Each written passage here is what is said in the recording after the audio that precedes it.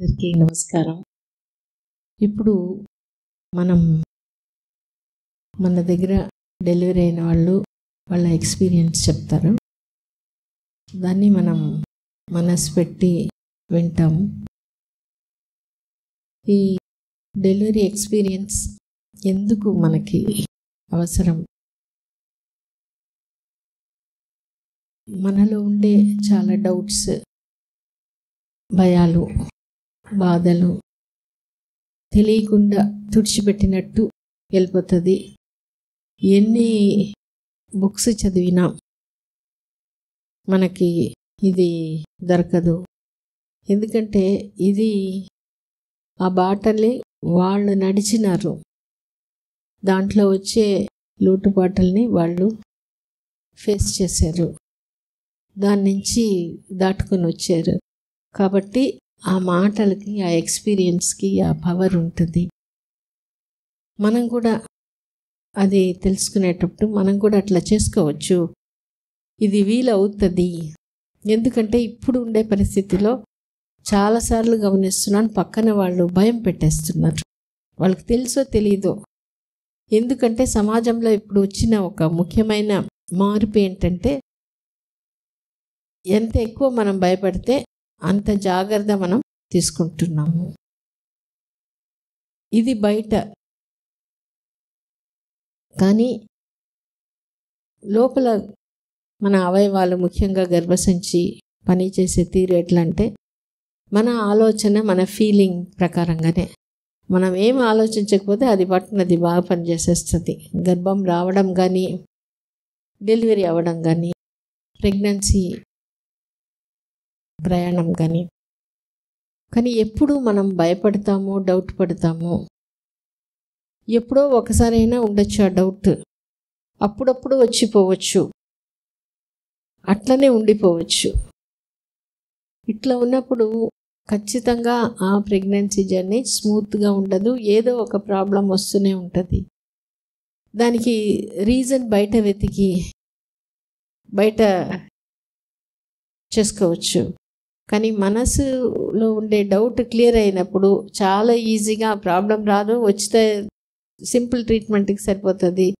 ఇక్కడ మనసులో టెన్షన్ ఎక్కువైనప్పుడు, స్ట్రెస్ ఎక్కువైనప్పుడు ఎక్కువ మెడిసిన్స్ వాడాల్సి వస్తుంది, ఎక్కువ ప్రాబ్లంకి పోవాల్సి వస్తుంది. ఆ ఒక విషయం, ప్రెగ్నెన్సీ అంటేనే ఆ హార్మోన్స్ అలజడి ఎక్కువగా ఉంటుంది. ఎంత ధైర్యంగా ఉండేవాళ్ళు కూడా ఈజీగా భయపడడానికి, బాధపడేదానికి ఆస్కారం ఉంటుంది. కానీ అదే ప్రకారం పక్కన ఎవరైనా ధైర్యం చెప్పినప్పుడు వాళ్ళు ఈజీగా దాని నుంచి బయటకు వచ్చే స్కోప్ కూడా ఉంది ప్రెగ్నెన్సీలో. అందుకనే ఇప్పుడు మనం వాళ్ళ ఎక్స్పీరియన్స్ ఇప్పుడు వాళ్ళకి పనికి రాదు, కానీ మనకు అవసరం. కాబట్టి వాళ్ళ జర్నీ వాళ్ళే చెప్పినప్పుడు ఇదే యూట్యూబ్లో కూడా వినొచ్చు, కానీ ఇక్కడ కూర్చొని వినే అనుభూతి రాదు. కాబట్టి వాళ్ళు చెప్పినప్పుడు మనసు పెట్టి వింటాము. ఆ మైండ్లో అది ట్యూన్ అయిపోవాలి. నేను అంటే మనకి ఆ సెల్ఫ్ అవేర్నెస్ ఉన్నప్పుడే తెలియకుండా దీంట్లో మన గురించి డౌట్ ఉండొచ్చు. లేదా పెళ్ళి ఇన్ని సంవత్సరాల తర్వాత వచ్చింది, ఇంత ఏజ్ తర్వాత వచ్చింది, ఇంత ట్రీట్మెంట్ తర్వాత వచ్చింది, కాబట్టి ఇది కష్టమేమో.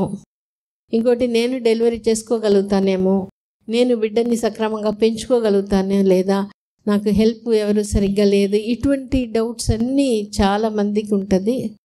అవి అన్నీ మనం హ్యాపీగా ఉన్నప్పుడు, మనం నమ్మకంగా ఉన్నప్పుడు, మనం టాక్ టు బేబీ చేసినప్పుడు, ఇక్కడ ఇచ్చిన హెల్ప్ తీసుకునేటప్పుడు మనం ఈజీగా ప్రెగ్నెన్సీ జర్నీ తర్వాత బేబీని పెంచడం కూడా ఈజీగా మనం చేసుకోవచ్చు. అందుకనే ఇది మనం చెప్తున్నాము. ఇప్పుడు వాళ్ళు చెప్పినది మనం బాగా మనసు పెట్టి వింటాం. తన ప్రెగ్నెన్సీ డెలివరీ జర్నీ గురించి చెప్పేదానికి ఇప్పుడు భాను. నమస్తే మా, చెప్పండి. నమస్తే, నా పేరు భాను. నాకు 2 పిల్లలు. ఫస్ట్ బాబుకి 19 months, సెకండ్ బాబుకి 5th month రన్నింగ్. నాకు ఫస్ట్ బాబుకి 7 మంత్ రన్నింగ్ అప్పుడే నాకు సెకండ్ ప్రెగ్నెన్సీ అనేది కన్సీవ్ అయ్యాను. అంటే తొందరగా వచ్చేసింది, ఫస్ట్ టైం సిజేరియన్ కదా అని చాలా టెన్షన్ పడ్డాను. ఆ టెన్షన్లో నాకు ఫీవర్ కూడా వచ్చేసింది. అంటే ఇంకా హాస్పిటల్కి మేడం దగ్గర చెకప్కి వెళ్దామని వచ్చాను. అక్కడికి వచ్చినప్పుడు బ్లడ్ టెస్ట్ చేసి స్కాన్ చూసి అంతా బాగుంది, నీకు ఎలాంటి ఇబ్బంది లేదు, నార్మల్ ఫీవర్ అని చెప్పారు. కానీ నాలో టెన్షన్ అయితే అలాగే ఉండింది. ఫస్ట్ టైం సిజేరియన్ కదా, ఎలా ఉంటుందో ఏమో, మళ్ళీ ఏమన్నా ఈ ప్రాబ్లం వస్తుంది, ఇబ్బంది అవుతుందేమో, కాంప్లికేషన్స్ ఏమన్నా వస్తాయేమో అని చాలా టెన్షన్ పడ్డాను. కానీ ఇక్కడ స్టాఫ్ నాకు చాలా ధైర్యం చెప్పారు. నీలాగే సిజేరియన్ అయ్యి తొందరగా కన్సీవ్ అయిన వాళ్ళు చాలామంది ఉన్నారు, మేము చాలా చూస్తున్నాము, కాబట్టి నీకు వాళ్ళకి ఎలాంటి ఇబ్బంది లేదు, చాలా స్మూత్గా డెలివరీ చేసుకున్నారు, కాబట్టి నీకు ఎలాంటి ఇబ్బంది ఉండదని చెప్పి ధైర్యం చెప్పారు. నాకు నెక్స్ట్ డే మేడం నాకు కాల్ చేసి నీకు ఎలా ఉంది, ఫీవర్ తగ్గిందా అని అడిగారు. తగ్గింది మేడం, ఎలాంటి ఇబ్బంది లేదు, ఫీవర్ కూడా వెంటనే తగ్గిపోయింది మేడం అని చెప్పారు. నాకు చాలా ధైర్యం చెప్పారు, నీకు ఎలాంటి ఇబ్బంది ఉండదు, ఈసారి నువ్వు హెల్తీ బేబీని తీసుకుంటావు, ఈసారి కూడా నీకు మంచి బిడ్డని తీసుకుంటామని చెప్పారు మేడము. నేను చాలా హ్యాపీగా ఫీల్ అయ్యాను. కానీ నాలో ఉన్న టెన్షన్ నేను అప్పుడే వదిలేశాను, ఆ ప్రెగ్నెన్సీని యాక్సెప్ట్ చేశాను. తర్వాత నాకు ఫస్ట్ ప్రెగ్నెన్సీ అప్పుడు వామిటింగ్స్ కానీ ఎలాంటి కంప్లైంట్ కానీ నాకు ఎప్పుడూ లేదు. కానీ సెకండ్ ప్రెగ్నెన్సీలో 3 months నాకు వామిటింగ్స్ కంటిన్యూగా అవుతున్నాయి. అప్పుడు మేడం కూడా చెప్పాను, మేడం నాకు వామిటింగ్స్ తగ్గట్లేదు, కంటిన్యూగా అవుతున్నాయి, ఫస్ట్ ప్రెగ్నెన్సీలో అసలు వామిటింగ్సే లేవు, కానీ ఇప్పుడు ఎందుకు వస్తున్నాయి మేడం అని అడిగితే, నీకు ఫస్ట్ అంటే 2 ప్రెగ్నెన్సీలు ఒకేలాగా ఉండవు, వేరువేరుగా ఉంటాయి అని చెప్పారు. మెడిసిన్ కూడా పెట్టారు, కానీ మెడిసిన్ వేసుకున్నా కానీ నాకు తగ్గేది లేదు. అప్పుడు నాకు మా ఆయన చెప్పారు, నువ్వు ఫస్ట్ బేబీ అప్పుడు బాగా టాక్ టు బేబీ చేసావు, అందుకని నీకు ఎలాంటి కంప్లైంట్ లేదు, వామిటింగ్స్ కూడా లేవు, కానీ ఇప్పుడు నువ్వు అసలు ఏం చేయట్లేదు, అసలు టాక్ టు బేబీ నువ్వు చేయట్లేదు, కాబట్టి నీకు అసలు వామిటింగ్స్ తగ్గట్లేదు అని చెప్పారు. అప్పటి నుంచి నేను మా ఆయన నైట్ టైమ్స్ కానీ ఎప్పుడు దొరికితే అప్పుడు నేను ఫీల్ అయ్యి చెప్తూ వచ్చాను బేబీకి. అప్పుడు నాకు 1 weekలో నెమ్మదిగా తగ్గుతూ వచ్చేసాయి వామిటింగ్స్. ఆఫ్టర్ సర్జరీ కూడా నాకు ఎలాంటి ఇబ్బంది లేదు. 15 days సర్జరీ అయిన 15 daysకి నా పెద్ద బాబుకి ఫుల్ ఫీవర్, 5 days కంటిన్యూగా ఫీవర్ వచ్చింది. ఆ బాబుని చూసుకుంటూ, ఈ బాబు ఫీడింగ్ ఇచ్చుకుంటూ, ఈ బాబుని చూసుకుంటూ నేను ఉన్నాను. కాబట్టి నాకు సర్జరీ అయింది, నాకు ఆపరేషన్ అయింది, నాకు బ్యాక్ పెయిన్ వస్తుందని ఏం ఆలోచించలేదు, అసలు ఇద్దరిని చూసుకోగలిగాను. అసలు నాకు డెలివరీ అయిందని కూడా ఆలోచించలేదు. నేను ఎలాంటి ఇబ్బంది లేకుండా, ఎలాంటి కాంప్లికేషన్స్ లేకుండా నేను చేసుకోగలిగాను. ఫస్ట్ టైం ప్రెగ్నెన్సీలో టాక్ టు బేబీలో ఏం చెప్పుకున్నారు మా? హెల్తీగా ఉండాలి, సేఫ్గా ఉండాలి, ఆరోగ్యంగా ఉండాలి, అమ్మని ఇబ్బంది పెట్టకూడదు, 9 months గర్భసంచిని గట్టిగా పట్టుకొని ఉండాలి, అందరి దగ్గరికి వెళ్ళాలి, అందరి మాట వినాలి, పెద్దల్ని గౌరవించాలి, అమ్మమ్మ నాన్నమ్మ దగ్గరే ఉండాలి అని చెప్పుకునేదాన్ని madam. Okay okay. First time ఇప్పుడు ఎట్లా ఉన్నాడు పెద్ద బాబు? పెద్ద బాబు ఇప్పుడు మా అత్త దగ్గర ఉంటారు, ఎందుకంటే అక్కడే అలవాటు అవుతున్నాడు బాగా. అంటే వాళ్ళు వేరే ఊర్లో ఉంటారు. వాళ్ళు వేరే ఊర్లో ఉంటారు, మేము వేరే ఊర్లో ఉంటాం. మా అమ్మ వాళ్ళు వేరే ఊర్లో ఉంటారు. కానీ చాలా యాక్టివ్గా ఉంటారు మేడం. కానీ అల్లరి చేయడు, ఇబ్బంది పెట్టాడు, ఎవరిని ఇబ్బంది పెట్టాడు, టైంకి తింటాడు, ఆడుకుంటాడు, నిద్రపోతాడు, ఎవరిని ఇబ్బంది పెట్టాడు. ఇదంతా టాక్ టు బేబీ వల్లనేనా లేదా బిడ్డ అట్లనే?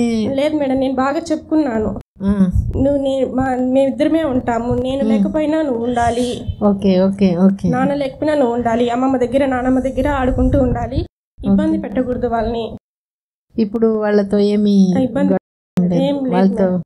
నా దగ్గరికి వచ్చినప్పుడు కూడా నేను చెప్పి పంపిస్తాను మేడం, నువ్వు నాన్నమ్మ దగ్గరికి వెళ్తున్నావు కాబట్టి నువ్వు వాళ్ళని ఇబ్బంది పెట్టకూడదు, టైంకి తినాలి, ఆడుకోవాలి, నిద్రపోవాలి అని చెప్పినప్పుడు బాగా అర్థం చేసుకుంటాను. మిమ్మల్ని అమ్మ నాన్న లేదు అని బెంగ పెట్టుకోవడం లేదు, అదంతా ఏం లేదు. మా దగ్గరికి వచ్చినప్పుడు మాతో కూడా ఉంటాడు, మర్చిపోవడం అదంతా ఏం లేదు. Okay okay. కానీ సర్జరీ తర్వాత కూడా నాకు ఎలాంటి బ్యాక్ పెయిన్ కానీ కాంప్లికేషన్స్ కానీ ఏవీ లేవు. ఎందుకు లేదు అనుకుంటున్నావు? ఎందుకంటే నాకు సర్జరీ అప్పుడు సార్ చాలా స్మూత్గా ఇచ్చారు స్పైనల్, కొంచెం కూడా నాకు విత్-in 1 minute ఇచ్చేసారు. స్టార్ట్ చేసిన నేను పక్కన సిస్టర్ని అడిగాను, అయిపోయింది అక్క అని, అప్పుడే అయిపోయిందని చెప్పారు. అప్పుడే నేను సార్కి థ్యాంక్స్ చెప్పాను, చాలా స్మూత్గా ఇచ్చారు. సర్జరీ కూడా నాకు చాలా స్మూత్గా అయింది. పక్కన ఒక సిస్టర్ నాకు చేయి పట్టుకొని మాట్లాడుతూ ఉన్నారు, చాలా స్మూత్గా చేశారు మేడం. ఓకే. నీకు ఎందుకని ఫస్ట్ సర్జరీ అయింది? ప్రెగ్నెన్సీ అప్పుడు నీకు ఎవరు టాక్ టు బేబీ కాకుండా ఫ్యామిలీ సపోర్ట్ ఎట్లా ఉండింది? ఫ్యామిలీ అంటే మాది లవ్ మ్యారేజ్, మేమిద్దరమే ఉంటాము. అమ్మ వాళ్ళు వేరే ఊళ్ళో ఉంటారు, అత్త వాళ్ళు వేరే ఊళ్ళో ఉంటారు. కాబట్టి మేము ఇద్దరమే ఉన్నాము. స్టాఫ్ అందరూ నాతో పెయిన్స్ అప్పుడు కూడా నాకు అందరూ స్టాఫ్ అంతా మొత్తం నా దగ్గరే ఉండి నన్ను చూసుకున్నారు. పెయిన్స్ అప్పుడు నాకు అసలు తెలియలేదు, ఎవరు లేరని నాకు ఫీలింగే లేదు. ఓకే. సో ఎందుకని సర్జరీ అయింది? ఒకవేళ సర్జరీ అయినా పర్వాలేదు అనుకున్నావా? నేను ఎవరు లేరు కదా, ఎస్పెషలీ సపోర్ట్ లేదు, మళ్ళీ మేమే ఉండాలి, అట్లా ఉన్నప్పుడు ఒకవేళ ఆపరేషన్ అయితే నేను చేసుకోగలనా అనే డౌట్ చాలా మందికి ఉంటుంది. నేనైతే ఫీల్ అవ్వలేదు మేడం, ఎందుకంటే ఇంతమంది ఉన్నారు నాకు, వీళ్ళు నాకు చూసుకున్నారు కాబట్టి నాకు ఎలాంటి ఇబ్బంది ఉండదు. మొత్తం స్టాఫే చూసుకున్నాను. నేను అడ్మిట్ అయిన రోజులు మొత్తం నుంచి డిశ్చార్జ్ అయిన వరకు మొత్తం స్టాఫే నన్ను చూసుకున్నారు. ఆ నెక్స్ట్ నాకు మా అమ్మ వచ్చారు. Okay okay. So talk to baby వల్ల బేబీ ఫీడింగ్ కానీ ఇంకోటి నాకు ఎప్పుడు ఇబ్బంది, ఇద్దరు పిల్లలు నాకు ఎప్పుడు ఇబ్బంది పెట్టలేదు. ఒకటి ఫీడింగ్ కానీ, ఇసిగించడం కానీ, ఏడవడం కానీ ఇప్పుడు బేబీ కూడా నాకు నవ్వుతూ ఉంటాడు, ఎప్పుడు యాక్టివ్గా ఉంటాడు, ఎవరు పిలిచినా వెళ్తాడు, నవ్వుతూ ఉంటాడు మేడం. ఎవరు ఇబ్బంది పెట్టలేదు నన్ను. మీ ఆయన సపోర్ట్ ఎట్లా ఉండేది? మా ఆయన నాకంటే చాలా సపోర్ట్ చేసేవారు. ఎప్పుడు బాధపడద్దు, టెన్షన్ పడద్దు, నీకు ఉన్నాను కదా, మేడం ఉన్నారు, నీకు కావాలంటే నేను చూసుకుంటాను అని చెప్పి నాకు చాలా సపోర్ట్ చేసేవారు. టాక్ టు బేబీ కూడా చేసేవారు మేడం, చేపట్టి నీకు మాట్లాడుతూ ఉండేవారు. ఓకే. మీరు ఏమైనా స్పెసిఫిక్గా టాక్ టు బేబీలా ఇట్లా అందరితో ఉండాలి, ఏడవకూడదు, నవ్వుతూ ఉండాలి, ఇది కాకుండా వేరే ఏదైనా చెప్పుకున్నావా? అంటే షార్ప్గా ఉండాలి, మంచి తెలివితేటల్లో ఉండాలి.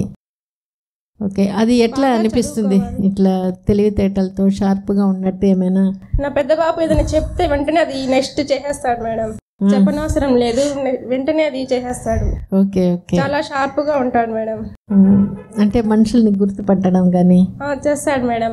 ఇప్పుడు మా దగ్గర ఉంటే మా దగ్గరే ఉండిపోతారు మేడం, మా అత్త వాళ్ళ దగ్గరికి వెళ్తే వాళ్ళ దగ్గరే ఉంటాడు.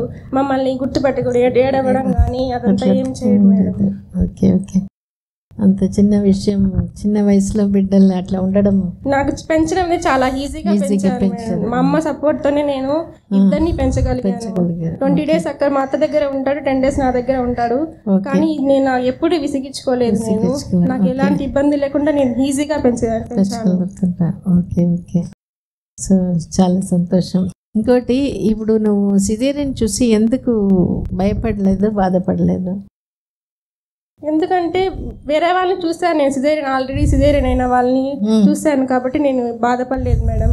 నాకు సిజేరియన్ అయినాక నేను హెల్తీగా ఉన్నాను. ఫస్ట్ నాకు ఎలాంటి కాంప్లికేషన్స్ లేవు, స్టిచెస్ పెయిన్ కానీ, బ్యాక్ పెయిన్ కానీ ఫస్ట్ టైం కూడా నాకు లేదు, ఇప్పుడు కూడా నాకు ఉండదు అని నేను. మళ్ళీ అవుతుందేమో, ఇప్పుడు బయట కొంతమంది చెప్తారు కదా సిజేరియన్ అయితే ఎట్లా ఉంటుందో, అట్లాంటి వాళ్ళని అది విన్నప్పుడు డౌట్, భయం రాలేదా?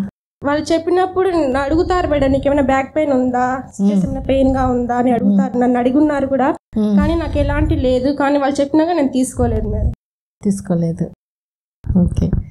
సో తీసుకోకుండా ఉండడం వల్లనే నీకు బాగున్నావు అనిపిస్తుందా? లేదంటే ఎందుకంటే కొన్నిసార్లు ముందుగా చెప్పి ఇప్పుడు మీ అమ్మ వాళ్ళ అత్త వాళ్ళ ఊర్లో ఉంటారు, వాళ్ళు ఏమి చెప్పలేదా? ఒకవేళ నీకు మా అమ్మ చెప్పింది మేడం, సిజేరియన్ అయింది కదా, వెంటనే ప్రెగ్నెన్సీ ఎందుకు ప్లాన్ చేసుకున్నావు అని చెప్పారు. అనుకోకుండా వచ్చేసింది కాబట్టి నాకేం ఇబ్బంది ఉండదు, నాకేమైనా ఇబ్బంది ఉంటే మేడం చూసుకుంటారు.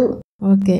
ఆల్రెడీ నాకు అయిన వాళ్ళని కూడా నాకు చెప్పున్నారు కాబట్టి నాకు ఎలాంటి ఇబ్బంది ఉండదు అనే దానిలో స్ట్రాంగ్గా ఉన్నాను మేడం. Okay okay. ఎందుకంటే ఒక్కొక్కసారి మన దగ్గర వాళ్ళు, ముఖ్యంగా అమ్మ వాళ్ళు, అత్త వాళ్ళు అట్లా కొంచెం ఒక డౌట్ పెట్టినప్పుడు మనకి ఎక్కువ ఉంటుంది, కానీ నువ్వు అది తీసుకోలేదు, ఎవరు చెప్పినా నేను తీసుకోలేదు. Okay okay. చాలా సంతోషం. సో భాను వాళ్ళ ఎక్స్పీరియన్స్ నుంచి ఏంటంటే, ఒకవేళ అవసరమైతే సిజేరియన్ అయినా తీసుకుంటాం, మనం స్ట్రాంగ్గా ఉంటే టాక్ టు బేబీ చేస్తూ బేబీని ఈజీగా రెండో ప్రెగ్నెన్సీ సిజేరియన్ అయినా ఒక 7 months అట్లా వచ్చినా కూడా మనం స్ట్రాంగ్గా ఉంటే, మనం ధైర్యంగా ఉంటే ఏ ప్రాబ్లం ఏమీ లేదు. ఇద్దరు బిడ్డల్ని కూడా బాగా చూసుకోగలుగుతాము. ఇప్పుడు కూడా నేను చూసుకోగలుగుతున్నా. ఓకే మా, చాలా thanks Banu. Thank you madam. Okay, మీ ఎక్స్పీరియన్స్ చెప్పినందుకు. ఓకే.